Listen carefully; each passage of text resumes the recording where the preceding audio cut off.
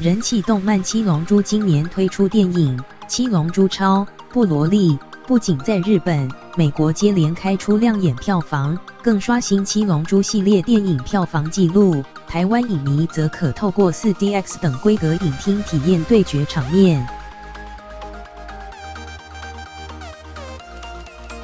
漫画《七龙珠》自1984年开始连载以来，《七龙珠》与《七龙珠超》等漫画系列已陪伴动漫粉丝35个年头，也卖出超过2亿本单行本，动画更是风靡全世界。如今推出剧场系列第20部作品《七龙珠超：布罗利》，由邪恶角色布罗利在新片中以超强战力出击，让主角悟空、贝吉达、台元义、达尔快招架不住。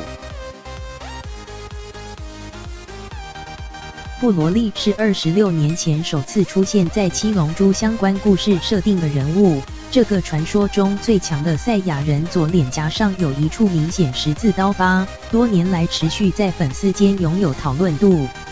至今，布罗利在日本与海外仍十分受欢迎。不过，原作者鸟山明却差点忘记布罗利一角的存在，当时画了人物设计图，故事内容也已经完全忘光了。因此，这次电影让传说中最强赛亚人强势回归，除了保留布罗利先前的经典形象，还替角色增添焕然一新的元素。七龙珠超：布罗利剧情延续即将结束的七龙珠电视动画，聚焦悟空与布罗利间的故事。神秘的布罗利身为少数人幸存的赛亚人，在新片扮演非常关键的角色，连悟空与贝吉达都从未谋面。片中悟空等赛亚人相遇后，引起一场壮烈的战斗。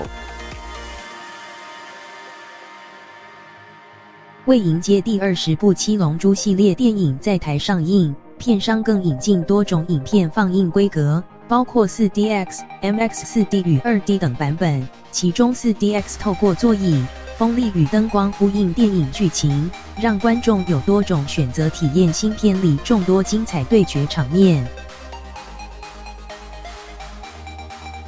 七龙珠超：布罗利22日全台上映。中央社。